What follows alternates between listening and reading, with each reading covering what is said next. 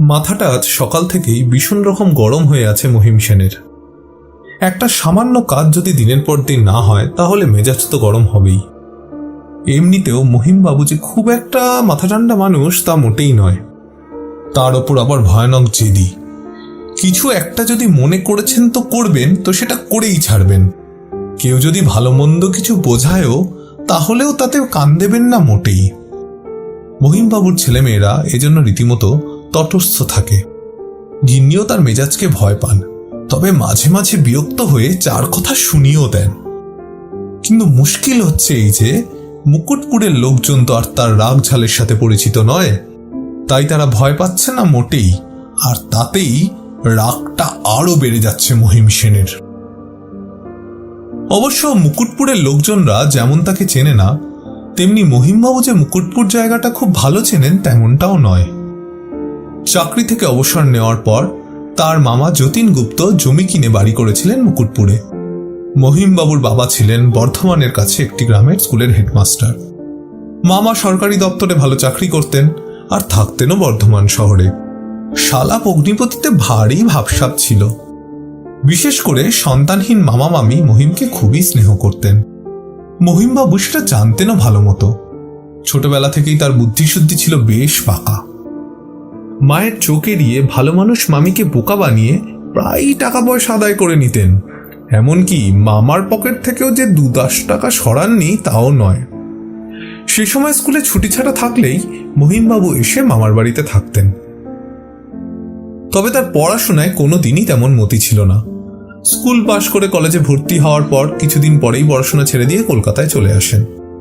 প্রথমে এক বন্ধুর বাবার ব্যবসায় খাটাখাটনি করতেন। তারপর অল্প টাকা পয়সা জোগাড় করে সিমেন্ট বালি সাপ্লাইয়ের কারবার শুরু করেন। পড়াশোনায় ভালো না হলেও তার ব্যবসা বুদ্ধি চিরকালই পরিষ্কার, তাই সাপ্লায়ার থেকে কন্ট্রাক্টর হয়ে যেতে খুব বেশি দেরি হয়নি। এখন মহিমবাবুর বড় কোম্পানি, অন্তত 50-60 জন লোক তার কাছে কাজ করে।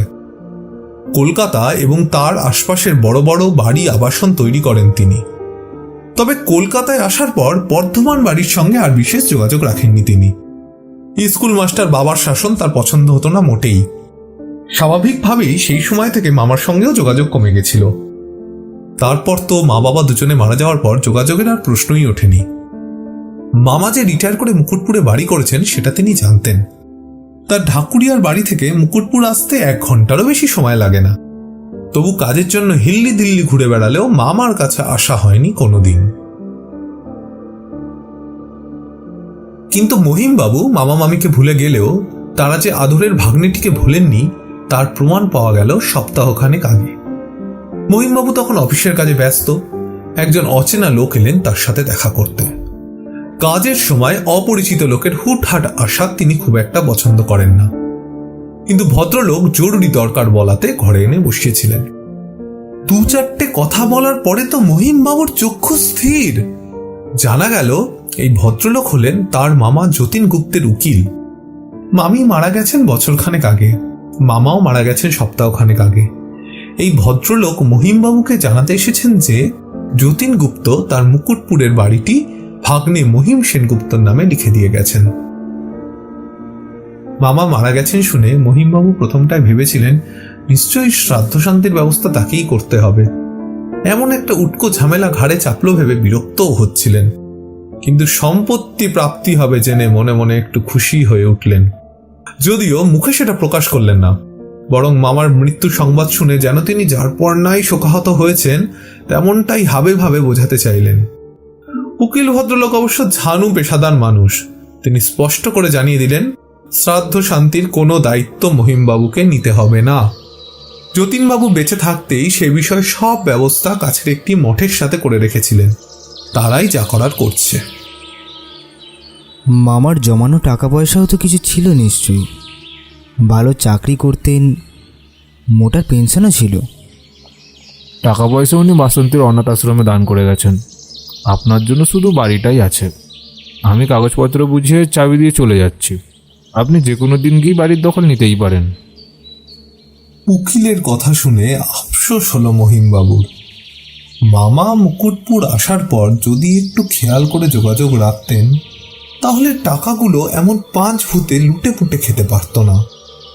রিটায়ার করার পর বানিয়েছেন। বাড়ি আর কত বড় হবে, নির্ঘাত একতলা, সামনে পিছনে বড়জোর 1 চিলতে বাগান। তবু সম্পত্তি বলে কথা, বিশেষ করে মহিমবাবুর মতো ব্যবসায়ী মানুষের কাছে সম্পত্তি মানে তো লক্ষ্মী। তাই পরের সপ্তাহে একদিন সকালবেলায় গাড়ি নিয়ে ঠিকানা খুঁজে তিনি হাজির হলেন মুকুটপুরে। কিন্তু বাড়ি দেখে তো মহিমবাবুর চক্ষু স্থির। অন্তত 10-12 কাঠা জমির মাঝখানে দোতলা বাড়ি, চারপাশে বিশাল বাগান, আম জাম জামরুল থেকে শুরু করে হরেক রকম ফলের গাছে ভর্তি। বাড়ির ঠিক গায়ে মস্ত একটা আম গাছ। এই চৈত্রের শেষে সেই গাছ কুশি কুশি আমে ভর্তি। কলকাতার কাছে এতখানি জমি বিনা পয়সায় পাওয়া গেছে ভেবেই মহিমবাবুর প্রাণ একেবারে আনন্দে নেচে উঠল। তিনি মনে মনে হিসেব করে দেখলেন 2টো টাওয়ার করে অন্তত 32টা ফ্ল্যাটের আবাসন অনায়াসে তৈরি করা যাবে। আর তার থেকে যে কত টাকা তার লাভ হবে সেটাও হিসেব করে তিনি রীতিমতো পুলকিত হলেন। মামার বাড়ির একতলার ঘরে বসে মহিমবাবু যখন এসব হিসেবপত্র করছেন, সেই সময় পার্বতী এসে তার জন্য 1 গ্লাস ডাবের জল দিয়ে গেল। খুব মিষ্টি জল বাবু, আমাদের বাগানে ডাবের জল কাকাবাবু নিজের হাতে গাছ লাগাইছিলেন। পার্বতী হলো কানাইয়ের বউ। বাড়িতে ঢোকার সময় এদের দুজনের সঙ্গে পরিচয় হয়েছে মহিমবাবুর। কথাবার্তায় বুঝে গেছেন কানাই ছিল মামার ম্যান ফ্রাইডে। নামে মালি হলেও বাগান এবং বাইরের সব কাজ সেই করত, আর ঘরের কাজ করত তার বউ পার্বতী। মামা মারা যাওয়ার পর বাড়িটাকে পরিষ্কার পরিচ্ছন্ন করে রাখে এরা দুজনেই। ডাবের গ্লাসে চুমুক দিতে দিতে মহিমবাবু ভাবলেন, কনস্ট্রাকশনের কাজ শুরু হওয়ার সঙ্গে সঙ্গেই তো তার নিজের লোকজন চলে আসবে। তার আগে এই দুটোকে কিছু টাকা পয়সা দিয়ে ভাগিয়ে দিতে হবে। মনের ভাব অবশ্য মুখে প্রকাশ পেল না, বরং হে হে করে হেসে বললেন, মামার বাগানে তো মেলা ফলের গাছ দেখছি, শিয়ালদা মার্কেটে ফল সাপ্লাই যেত নাকি? কথাটা শুনেই 1 হাত জিভ কাটল পার্বতী।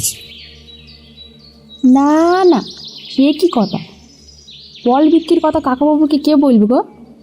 সারা পাড়ার লোককে জুড়ি ভরে ফল পাঠাতেন। বাড়িতে কেউ এলো, 1 বুচকি ফল সাথে নিয়ে গেল। আর ফলে কি কোনো কমতে আসেনি? আম জাম জামরুল পিয়ারা কিসের গাছ নেই বলেন দেখিনি? পাড়ার ছেলেপুররা খায়, পাখি আর বাদরে কত নষ্ট করে।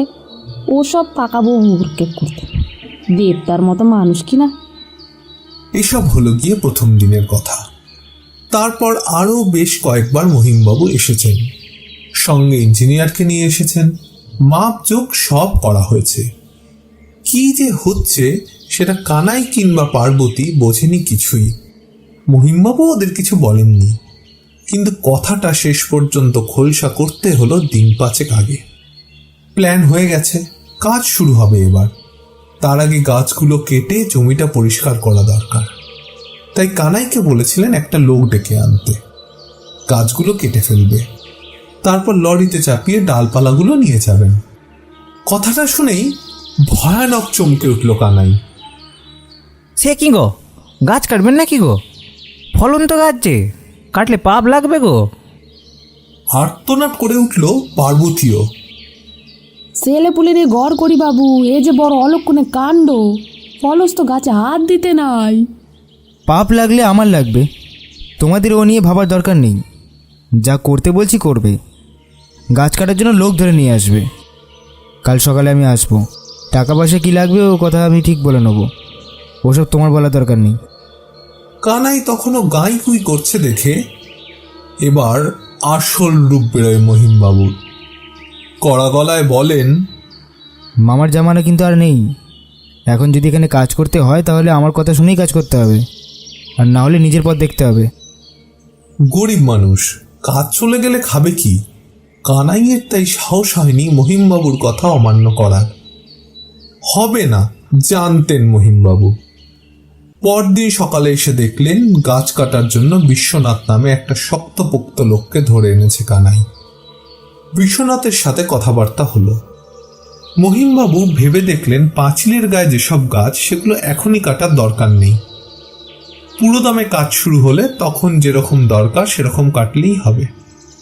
আজকাল আবার লোকজন আবাসনের ভেতর 2-4টে গাছ থাকলে খুশি হয়, তাই তখন ভেবে চিনতে কয়েকখানা রেখে দিলেও হবে, কিন্তু বাড়ির আশপাশটা আগে পরিষ্কার করা দরকার। কাজ শুরু করতে হলে প্রথমেই বাড়িখানা ভেঙে ফেলতে হবে।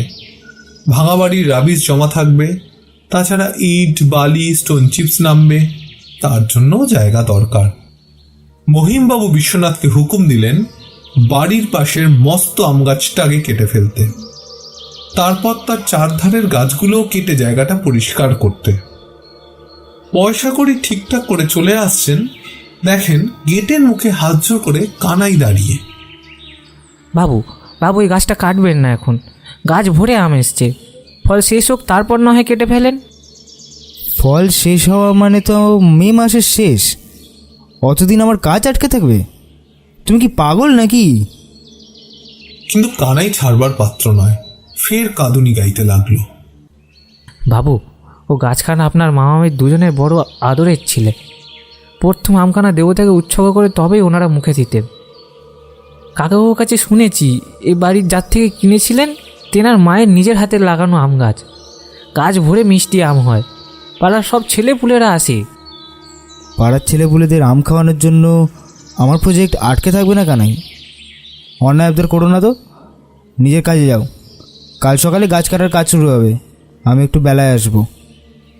কিন্তু বেলায় আসবো বললেও পরদিন সকাল 9টা নাগাদ কানাইয়ের জরুরি ফোন পেয়ে হুড়মুড় করে চলে আসতে হলো মহিমবাবুকে। এসে দেখেন কেলেঙ্কারি কাণ্ড।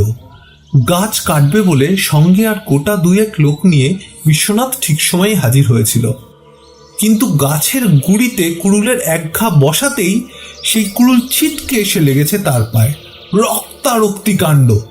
সবাই মিলে ধরাধরি করে কোনো রকমে বিশ্বনাথকে হাসপাতালে নিয়ে গেছে।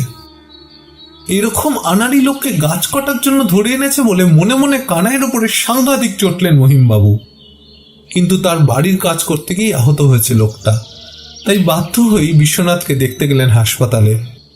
পায়ে একখানা মস্ত ব্যান্ডেজ বেঁধে সে শুয়ে আছে। মহিমবাবু হালকা ধমকের সুরেই বললেন, কীরকম অমনোযোগী লোক হে তুমি, একটু সাবধানে কাজ করবে তো? আর একটু হলেই তো পাখানা গেছিল। বিশ্বনাথ কাঁদো কাঁদো হয়ে হাত জোর করে বলল, বাবু, আমরা কাঠুরের বংশ, 20 বছর ধরে গাছ কাটছি, কোনোদিনও আমার হাত থেকে কুড়োল ফসকায়নি, কিন্তু আজ আমার মনে হলো কে যেন আমার হাত দুখান ধরে ঠেলে দিল।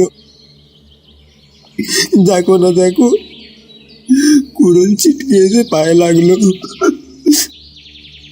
যত সব বাজে বাজে কথা, কাজ না করে পয়সা হাতের মতলব। কানাই চলে গেছে লোক ডাকতে। পার্বতী নিজের ঘরে কাজে ব্যস্ত।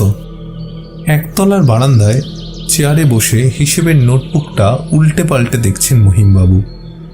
হঠাৎ মনে হলো কে যেন তার দিকে তাকিয়ে আছে। সোজা হয়ে বসে চারপাশটা দেখলেন ভালো করে, কোথাও কেউ নেই। বারান্দা থেকে আম গাছের গুড়িটা দেখা যাচ্ছে। বিশ্বনাথের কুড়ুলের ঘায়ে এক জায়গায় একটুখানি চোকলা উঠে গেছে, তার নিচে লাল লাল দাগ, রক্তের ছিটে লেগেছিল বোধ হয়। কিন্তু ওপরের দিকে চোখের মতো ওটা কি? চমকে উঠেই নিজের মনে হেসে ফেললেন মহিমবাবু। পুরনো গাছ, গুড়ির গায়ে এমনভাবে দাগ পড়েছে যেন মনে হচ্ছে দুখানা চোখ তার দিকে চেয়ে রয়েছে। হিসেবের খাতাটা আবার খুলে বসতে যাচ্ছেন, এমন সময় কানাই এলো লোক নিয়ে। বছর 40 বয়স, নাম বলল হাসেম আলী। এবার সতর্ক হয়েছেন মহিমবাবু, ভালো করে জেনে নিলেন গাছ কাটার অভ্যেস আছে কিনা। হাসেম অবশ্য জানালো যে গাছ কাটাই তার পেশা, গত 20-22 বছর ধরে এই কাজই সে করে আসছে। খানিকটা নিশ্চিন্ত হয়ে তাকে সব বুঝিয়ে পরদিন আসতে বললেন মহিমবাবু। কানাইকে বলে দিলেন ঠিকঠাক দেখাশোনা করতে, কারণ পরের দিন তিনি নিচে আসতে পারবেন না। যাদবপুরের যে ফ্ল্যাট বাড়িটা তৈরি হচ্ছে সেখানে ছাদ ঢালাই আছে। ঢালাই মানেই ঘর ঘর করে মিক্সার চলছে, চারিদিকে কুলি কামিনদের ছোটাছুটি। কানাইয়ের ফোনটা তাই শুনতেই পাননি মহিমবাবু। একটু পরে পরপর 4খানা মিসড কল দেখে ফোন করতেই কপালে গভীর ভাঁজ পড়ল তার। হাসেম আলীর অ্যাক্সিডেন্ট হয়েছে। ভারী অদ্ভুত অ্যাক্সিডেন্ট। সকালে গাছ কাটতে শুরু করতেই নাকি ওপর থেকে একখানা মোটা ডাল হুড়মুড় করে ভেঙে পড়েছে তার কাঁধের উপর। কাঁধের হাড় ভেঙে গেছে। ডাক্তার বলেছে হাতখানাও অকেজো হয়ে যেতে পারে। হাসেমের বাড়ির লোক কান্নাকাটি করছে। কথাগুলো শুনতে শুনতে চোয়াল শক্ত হয়ে গেল মহিমবাবুর। কানাইকে বলে দিলেন বিকেলে যাবেন মুকুটপুর। এর মধ্যে কানাই যেন গাছ কাটার জন্য নতুন লোক জোগাড় করে রাখে। বিকেলে অবশ্য যাওয়া হলো না। ঢালাই শেষ হওয়ার পর মহিমবাবু যখন মুকুটপুরে পৌঁছলেন তখন বিকেল সন্ধ্যের দিকে গড়িয়ে যাচ্ছে। পার্বতীকে চা দিতে বলে বারান্দায় বসলেন মহিমবাবু। কানাই গেল লোক ডাকতে। একলা হতে আপনা থেকেই মহিমবাবুর চোখ চলে গেল গাছের গায়ে সেই চোখ দুটোর দিকে। আশ্চর্য ব্যাপার, চোখের মাঝখানে আজ মনে হচ্ছে যেন মনির মধ্যে একটা কালো ছোপ রয়েছে। সেটা কি কাল ছিল? মনে করতে পারছিলেন না মহিমবাবু। একবার মনে হলো উঠে গিয়ে দেখেন ওই কালো দাগটা কিসের, কিন্তু কেমন যেন সাহস হলো না। বিশ্বনাথের কথাগুলো মাথার মধ্যে কাজ করছে। বুঝতে পারছিলেন মহিমবাবু, বুঝতে পারছিলেন এবং বুঝে নিজের ওপরেই বিরক্ত হচ্ছিলেন। পার্বতী চা দিয়ে যাওয়ার পরেই ফিরে এলো কানাই একা। জগাইকে গাছ কাটার জন্য বলেছিলাম বাবু, রাজিও হয়েছিল, কিন্তু এখন বললেন আসবেনি। কেন আসবে না কেন? ওর মেয়েটার খুব জ্বর, কাল ডাক্তারের কাছে নিয়ে যেতে হবে। জগাই স্ত্রী বলে দিল মেয়ের বাপ যেতে পারবিনি। একদমে কথাগুলো বলে একটু থামলো কানাই। তারপর খানিকটা যেন সাহস সঞ্চয় করেই বলল, আসলে ওরা ভয় পেয়েছে বাবু, পরপর 2খানা অ্যাক্সিডেন্ট হলো তো। গাছ কাটতে আসতে কেউ রাজিই হচ্ছে না। ফলন্ত গাছ, ছেলেপুলে নিয়ে ঘর করে তো সবাই। কানাইয়ের মতলবটা এবার পরিষ্কার হয়ে গেল মহিমবাবুর কাছে। দুটো নেহাত ঘটে যাওয়া দুর্ঘটনাকে কেস করে সাবোটাজ করতে চাইছে। মহিম সেনকেও চেনে না।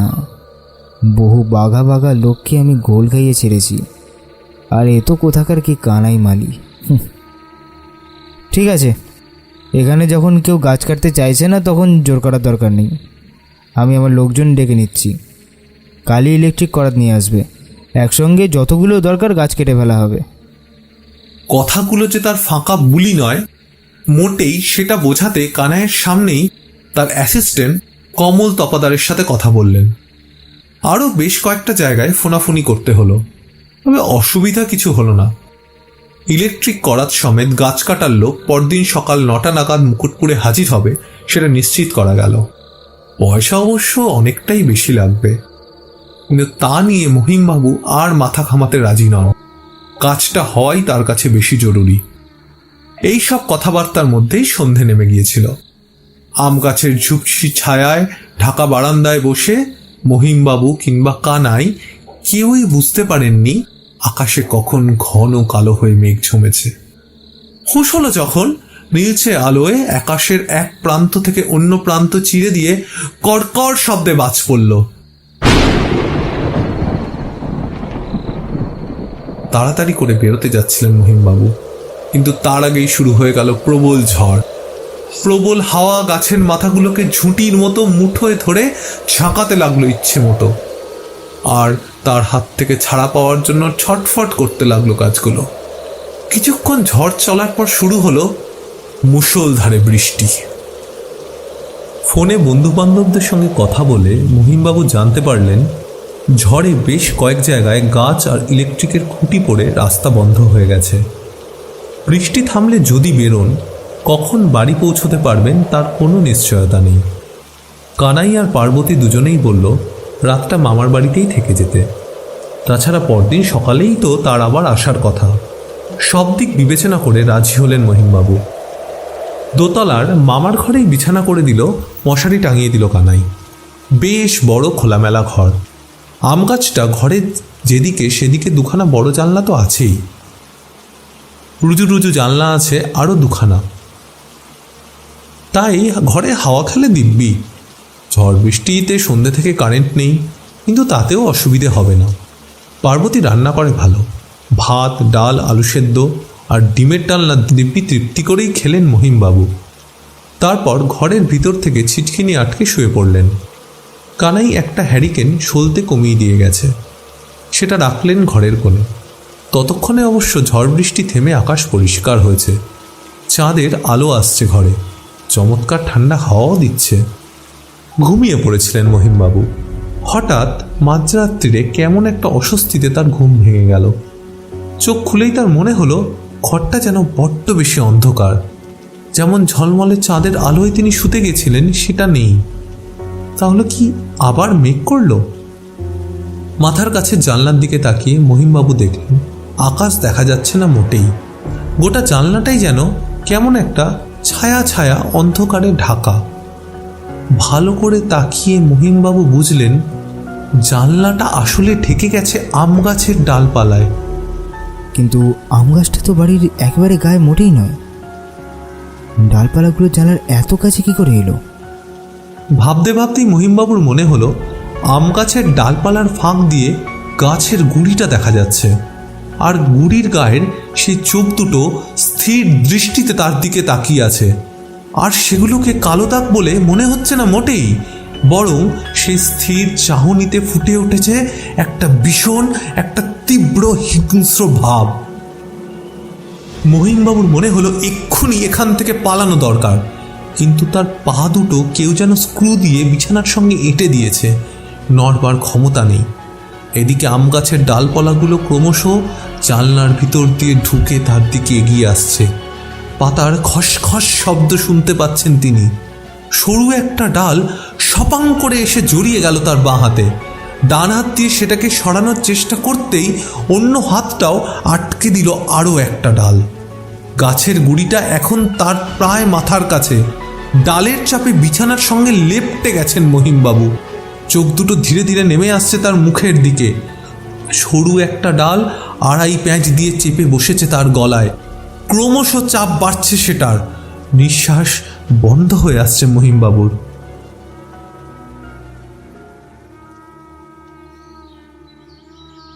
জ্ঞান ফিরলে মহিমবাবু দেখলেন একজন অচেনা ভদ্রলোক তার পাশে দাঁড়িয়ে আছেন, গলায় স্টেথো ঝুলছে, তার মানে নিশ্চয়ই ডাক্তার।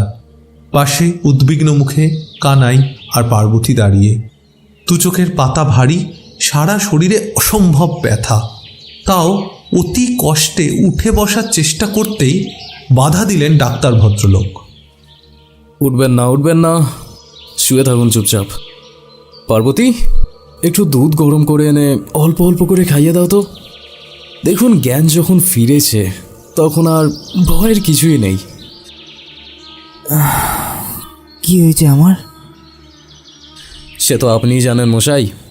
আজ সকালে অনেক ডাকাডাকির পরেও আপনি দরজা খুলছেন না দেখে কানাই বাইরে থেকে শিক ঢুকিয়ে ছিটকিনি খুলে ভিতরে এসে দেখে খাটের ওপরে অজ্ঞান হয়ে পড়ে আছেন আপনি। আমি থাকি 2টি বাড়ি পরেই, তাই আমাকে ডেকে এনেছিল। আপাতভাবে মনে হচ্ছে কোনো কারণে শক থেকে হয়েছে। এখন আপনি বিশ্রাম নিন, পরে এসব শুনবো নয়। তবে কতগুলো চেক আপ করিয়ে নিতে হবে মশাই। বয়সটা তো ভালো নয়, এবার না হয় অল্পের মধ্যে দিয়ে গেছে, কিন্তু সাবধান হওয়াটা তো দরকার নাকি? পার্বতী দুধ আনতে গেছে। ডাক্তারবাবুকে নিয়ে কানাই বেরিয়ে যেতে খাটের উপরে উঠে বসলেন মহিমবাবু। ঘরময় আম পাতা পড়ে আছে। খাটের পাশে আয়নার দিকে তাকালেন মহিমবাবু। গলার উপর স্পষ্ট দুটো লাল দাগ। বাবু, করাত নিয়ে লোক এসে গেছে, গাছ কাটা কি তাহলে শুরু করে দিতে বলবো? মুখের ওপরে ঝুঁকে পড়েছে দুটো তীব্র চোখ, ধকধক করছে খয়েরি বাদামি মণি। শিউরে উঠলেন মহিমবাবু। কোনো ক্রমে গলাকে স্বাভাবিক রেখে বললেন, না, আজ কাটার দরকার নেই, ওদের চলে যেতে বলো। পরে দরকার হলে আমি খবর পাঠাবো। পার্বতী গরম দুধ দিয়ে গেছে, গলাটায় বেশ ব্যথা। সাবধানে দুধে চুমুক দিতে দিতে মহিমবাবু ভাবলেন, আবাসনের দরকার নেই, বাড়িটাকে বরং একটা রিসর্ট বানিয়ে ফেলা যাক। মামার দোতলা বাড়িতে এমনিতেই বেশ কয়েকটা ঘর আছে, সাজিয়ে গুছিয়ে নিলেই চলবে। কানাই আর পার্বতী গেস্টদের দেখাশোনার রান্নাবান্না করতে পারবে। শুধু কাছাকাছি কোনো ছোটোখাটো নদী আছে কিনা আর মেলা বসে কিনা খোঁজ নিতে হবে। এই দুটো হলেই একেবারে টুরিস্ট স্পট জমজমাট।